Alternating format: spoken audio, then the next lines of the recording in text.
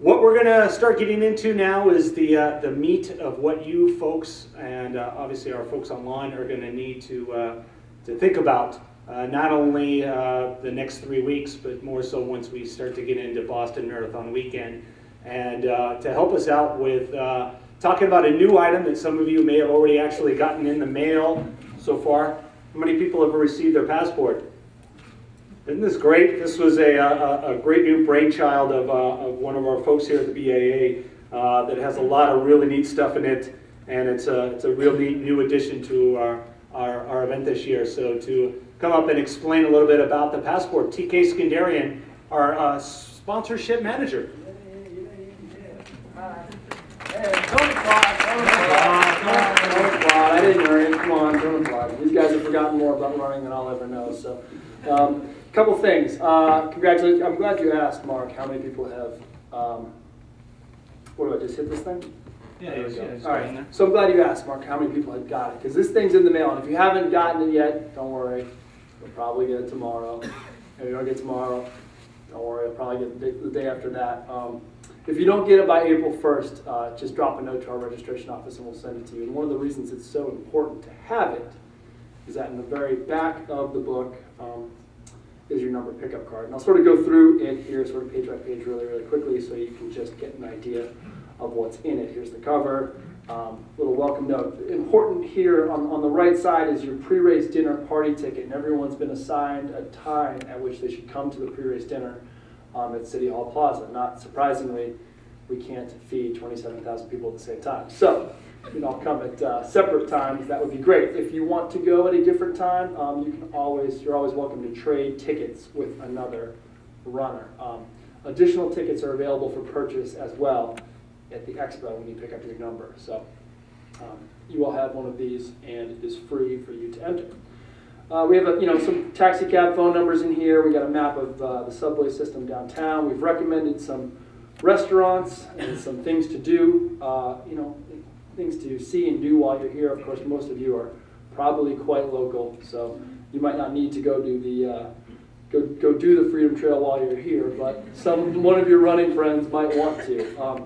And on the far right, we've just outlined how active these events are. So if you get like a tour or something, if you're on a bus and you're sitting, well, there's 1 foot.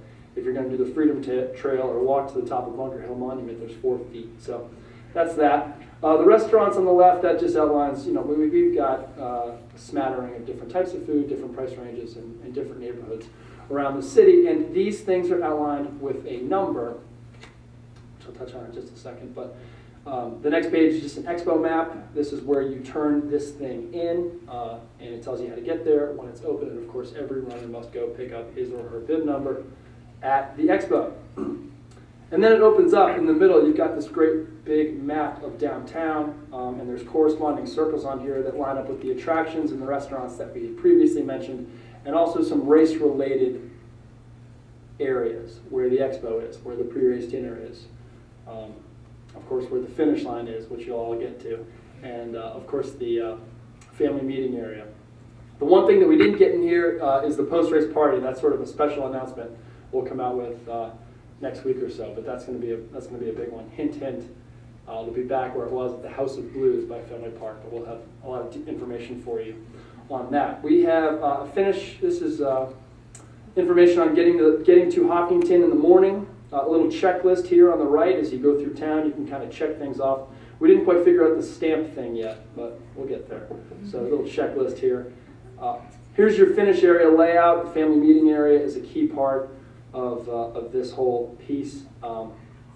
It's set up by last name, and you'll be able to find your loved ones and your biggest fans after you triumphantly cross the finish line, which is up in the upper left corner.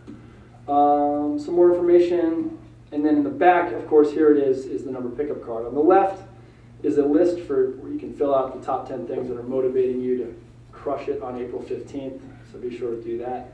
And then, of course, our number pickup card, which is the most important thing that you have before the race. So it's customized. Everyone's bid number is printed on the bottom of this thing, and as you open it up, you've got information in here on your qualifying information. Once you come to the expo, just tear it off, turn it in.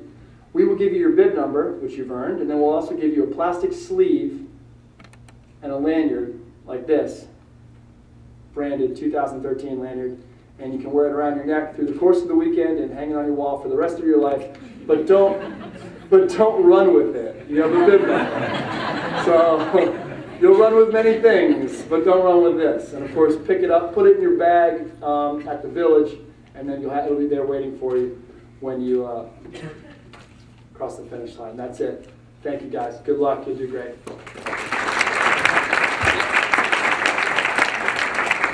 Yeah, as TK, we can't reiterate enough. The passport is the most important thing, obviously for our folks watching and for the folks that will be watching this eventually on YouTube. Don't leave home without it. We don't want to steal a cliche from another company, but please don't leave home without it. You need to bring that in with you to the expo to make sure that you can pick up your bib, because again, that most essential part of it is the back part of that. But we're real proud of this new edition. There's no other marathon out there, no other large event like ours that's doing something like this. So we're really looking forward to how this kind of pans out. And it's really neat. The whole idea is, a lot of folks come to Boston Marathon to run the marathon. Your friends, your family, your loved ones. But who's the one that's actually running the race? And if you're the actual runner, you wear this thing around town with pride, and people will be taking photos of you and hopefully give you a nice prime seat at a restaurant or maybe even a free dessert. So, all right, so we're going to get into the meat of things really quick. Obviously, one of the first stops that you're going to make here when you come to Boston or when you start your Boston Marathon weekend is the John Hancock Sports and Fitness Expo. It's where you pick up your number at back at the John B. Hines Convention Center. It wasn't necessarily our choice to go to the Seaport Village last year, but we tried to make it work as best as possible, but we're really happy to be back at the Hines Convention Center. Again, the hours 2 to 7 on Friday, 9 to 6 on Saturday, 9 to 6 on Sunday. It's open to the public. It's conveniently located, as most of you go, right here in the Back Bay area, right in the convention center. So you'll go there. This is typical, some photos of what you'll see at the entrance. You'll be picking up your bibs with, again, that number pickup card. And then you'll go on and you'll pick up your bag that'll have your t-shirt and a lot of other vital items in that. So that's the expo. Obviously, the next stop on your tour will be the pre-race dinner, as TK mentioned, on Sunday. Starting at 4:30, your passport will show your different increments. They'll be provided in that. Seating beginning on Sunday afternoon. Additional tickets are available, as TK mentioned, on sale for $20 each at the Sport and Fitness Expo. Easy access. It's the government stop on the blue or green line there to City Hall Plaza. So here's some photos of folks from last year.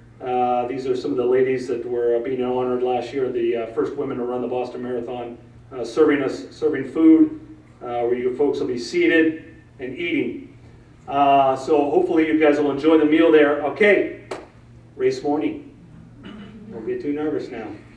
But this is a map. This is on our website, Buses to Hopkinton. The buses start there at Boylston Street and Tremont Street. There'll be hundreds and hundreds of buses out there waiting for everybody. In your stuff that you'll be picking up, it'll have information based on when you need to load the bus. The only guaranteed way to get to the Hopkinton is on the official BAA buses. We know there's many ways to get out there. We know a lot of people try to conveniently drive out there. We discourage people from driving out there because a lot of streets close down early.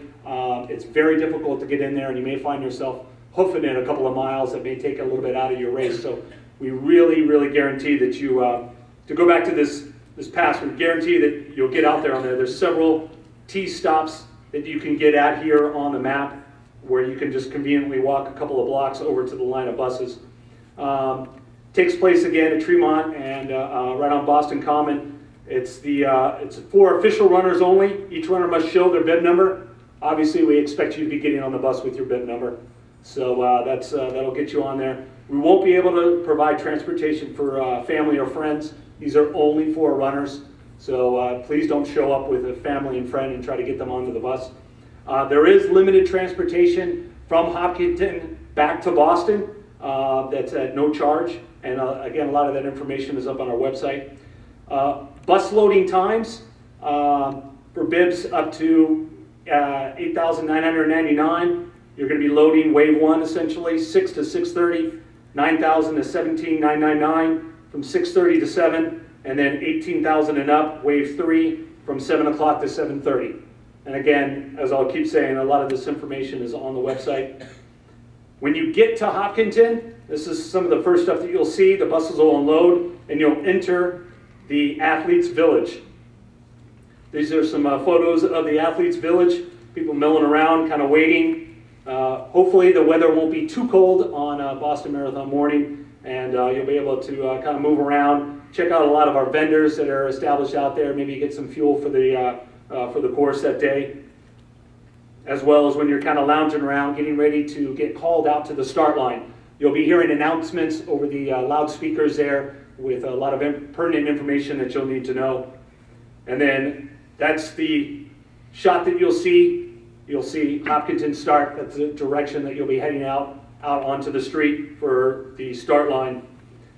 Here is the exit times from the village. Again, you'll be getting these announcements. Wave 1, we have corrals 1 through 3, 9:10, 9:15, and 9:20.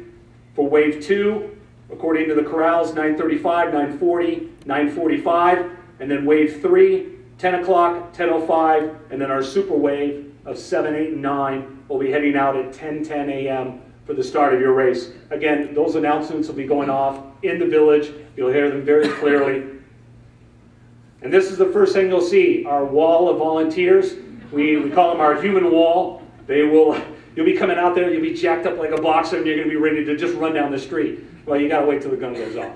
So they're going to stop you and make sure that you don't just start running down the street all excited. Here again is another shot of our human wall of volunteers that will help bring the different corrals up, bring the different ways up as we start the race, starting at around 9:30 with the women, and then the open races. The open starts at 10 o'clock, 10:20, and 10:40. And the race goes off. And you'll head down off of Hopkinton, and then we'll get into the meat of the race here really quickly.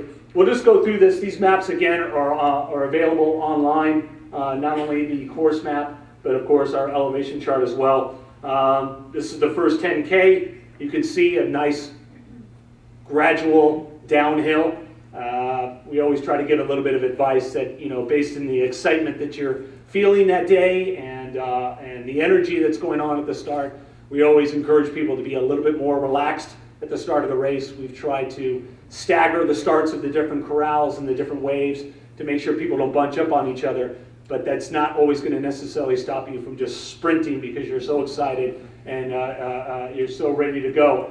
But definitely just keep that in mind, that there's a significant drop in the first 10K alone from Hopkinton.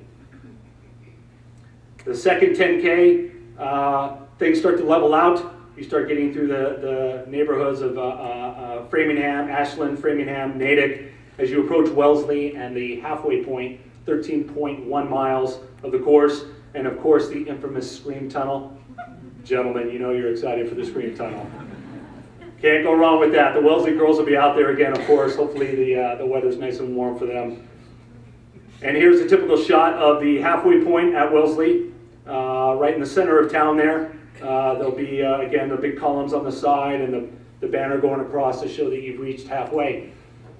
Great thing is you've reached halfway. Bad thing is you've only reached halfway.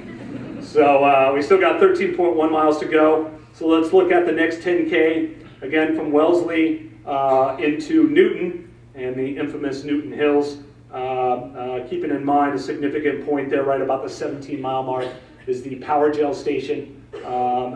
Folks will be there dressed in the different colors, coordinating with the different flavors of Power Gel. Again, make sure you look on our website for the information on that.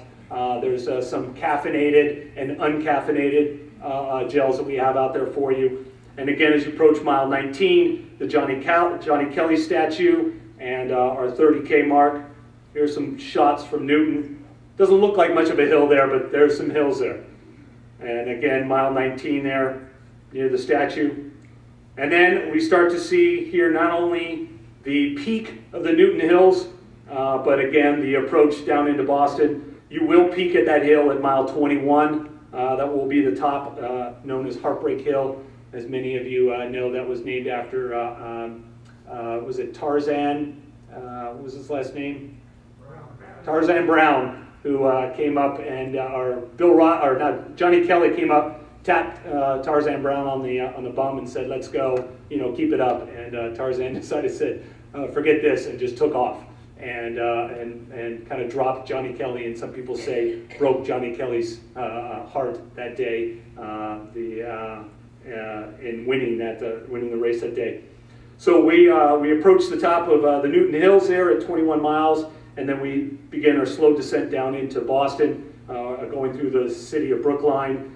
We approached the famous iconic sign of the Citgo sign, which is typically a lot of people look at that and see, okay, I'm almost there. So here's the approach close to Mass Ave, where you're getting ready to take the turn pretty soon on Hereford. And then there's the approach on Boylston Street. Chill starting to go up the back of everybody's head, your neck right now. And then as you approach the finish line. Now this is a shot typically of beyond the chutes. Beyond the chutes, obviously, we'll have fluids for you, Gatorade, water, Mylar blankets if it is cold that day, and this will slowly lead you to the family meeting area if you're going to meet folks there. The medical tent there is just to the right. You'll see those large white tents. If you do need medical attention, you'll be directed into that by our medical staff, who will be in white jackets, I believe, again this year. They will be helping you out there if you do need any attention. We always ask people to keep flowing through that area, because it can get kind of backed up pretty quickly. But again, as you move further down, one of the greatest moments in running the Boston Marathon is having those volunteers put that medal around your neck. So we want to make sure that you get down there and get to that. So that's a quick, brief outline of the course. Again, a lot of this information is on the website. And if you ever have any questions, we encourage you to reach out to us. Check our FAQ section. A lot of the answers are there in the FAQ section, and we of course are very excited about this year's race. We had a tough one last year. Anybody run last year? We're glad you're back. We're glad you didn't give up on us, and we're hoping for great weather this year, and it looks to be so. And we're really excited about some of the new things. After you finish the race, of course, we have our post-race party. As TK mentioned, it's back at the House of Blues. We'll have Samuel Adams there with, anybody tried the 26.2 brew yet? It's great stuff. Make sure you get out there. It's going to be, is it out in the restaurants yet? Yeah, a couple of them. A couple of them are out. More of them will be coming out in April. And so we'll complimentary light dinner fare. There'll be a live DJ. Again, the tickets will be available when you pick them up at the expo. Your post-race party tickets will be given to you then. There's a limited number of additional tickets for the post-race party that you can buy at the party tickets booth at the expo for $25 each. Tickets will not be available at the door. So if you're going to get extra tickets, you need to get them ahead of time. So you can't just show up with somebody and hope to buy extra tickets. There's some shots of one of our guys getting his groove on there. I don't know what he's dancing to, but a lot of fun at the House of Blues. It's a really, really neat place. We're excited to be back there again this year, and we'll have the shuttle services that'll be starting at 5:15, and the last bus will be returning at 11:30. Drops you off right down about a block, maybe a half a block down from the House of Blues at Lansdowne Street, Ipswich Street. They'll be leaving from the Marriott Copley on Huntington Avenue to Weston to the Sheridan. 3 buses every 15 to 20 minutes. Back Bay Hotel on Stewart to Park Plaza to the Marriott Courtyard, again every 15 to 20 minutes. The Western Waterfront to Seaport Hotel and to the Marriott Long Wharf, again 3 buses every 30 minutes. We'll start taking you out there to the post-race party, and we obviously encourage a lot of people to come out there and celebrate your accomplishment. Everybody ready to go now? Yeah. Hey, should we do some questions, Mark? Yeah, we're going to do some Q&A. We're going to bring up Bill. TK is going to come up here. And if you folks have any questions, We're really glad you came out. If you viewed here tonight or if you're watching us on YouTube later, we're glad you joined us. And we'll have some question and answers. We'll try to get all your answers, all your questions answered. Yeah. We'll have a raffle. Oh yeah, we have a raffle. We have a raffle too. Everybody got the raffle ticket? Okay, so here's what we'll do. We'll take 5 or 6 questions right now because a lot of you might have the same questions, and then we'll all be available for individual questions after that. But between the individual questions and the group questions, we'll do the raffle and we'll have some great prizes. Yep. So the raffle guys are ready. Bill, are you ready? I'm ready. Bill, you were born ready. Let's go for, we covered a lot. So questions. Who's going to be the brave first soul to ask one? Yes. To get to the buses that will take you to Hopkinton, you can take the T, but is there parking?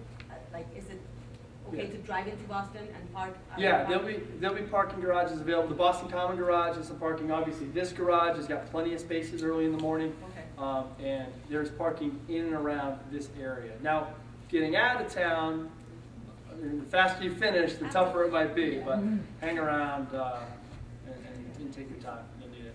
Yes. In terms of showing up for your particular wave for the buses, a couple years ago, I was on a long line for like way more than an hour. So I don't know if that was a specific thing that happened that year or what, but is that supposed to be factored into this? Or Yeah. Can you Yeah, so that's why we spread it out, so to avoid that. Now, if you come for an earlier bus, it's not like we're going to make you wait around. You can just jump on it and go out. But we have buses stacked up towards the end to try to account for people who might hit the snooze bar one too many times. But sometimes, yeah, there can be a little bit of a backup. But if your call time is 6:30, does that mean they want you at the front of the line or to start waiting on line, which was an hour? Get there at 6:30. Okay. And then Thank you. we'll get you out there. Thanks. Yep. Yes. Mate, you mentioned about the garage here. Yeah. Just one thing to make a note of, because I work next door. They close off a lot of streets in the area here very early because of the waiting area. So this is not necessarily a good option coming in here. Yeah, it depends on which way you come. Boylston Right. Street will close down at 7 from an east to west standpoint, That's but the cross streets will remain open, so Okay. you could get it on the Clarendon side and take that right turn. So Clarendon stays open for a little bit later. Yes? I understand there's buses from Hopkinton State Park. Yeah, so there's parking at Hopkinton State Park, north of the start line, and there's parking at the South Street lot, which is further west of the start line. And there are shuttles that run through the course of the morning. I don't know exactly what time they start, but let's say 6:30. Yeah, that information's on our website as well. Yeah, I've been neglecting this side, Mark. Okay. Go ahead. There's 2 in a row. We'll take the front one and the back one. Go ahead. Just a question about the folks who were in, say, Corral 7 or so. Any sense for how long it's going to take for the crowd thins out a little bit? So if you're in corral 7, let's say wave 1, the gun will fire at 10 o'clock. You will get across the start line at about 10:09. As far as thinning out, I mean, the roads are narrow starting off when you're leaving Hopkinton, Yeah. so it may take a little while to kind of get going. It's like So- 12 to 15 minutes per wave to get everyone through the line on waves Yeah, sorry, 1. I meant like once you cross the starting line, you know, how long does it take when the crowd's really thin then? It Oh, doesn't, well, once it you doesn't get take too through- long. Well, Yeah, I mean, the start is built with a reverse funnel, so you actually get more narrow at the start, so that when you go beyond the start line, it opens up.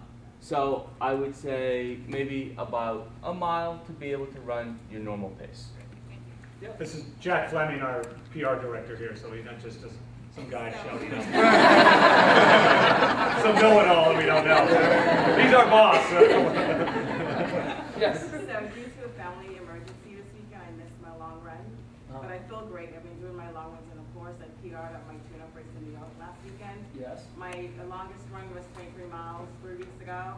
I'm not a newbie, I'm a veteran, 28 years in, so I'd like to do my very last 22-miler on Saturday. I know it's paper, but what are your thoughts on that? No injuries, everything is perfect. Knock on wood. Training was great. That's good, that's good. I think take confidence that you got the 23 in, which is probably your longest one. That's great. But I feel like I need to do another. I would cap it at most 20 miles this weekend, Okay. and if you could do it Saturday rather than Sunday, Saturdays, yeah. that one extra day actually helps, as well as the marathon being on a Monday. So you're looking at a 16 days difference rather than 14. Thank you. We're having fun. Couple more. Way back. Bill, what was the earliest that you broke away from the pack to win? And in that race, when did you know you were going to win? The earliest that I broke away, I think maybe in '75. You know, each year the competition gets stronger and stronger. So I think I broke away around 13 miles, something like that. Something like that. Now it comes down sometimes to a sprint. You know, though I did win once by 2 seconds. I made my move coming down out of Wellesley. And the great thing about Boston, if you're local, you live here, you can train on the course, you can really feel how the course changes. And everything is learning that as much as you can. Of course, this winter it was almost impossible to get out there, but it's a great course if you take your time early on. We've all said that, and because then you really can move at the end, you know, and take advantage of a long downhill. You know, Terry was talking about that.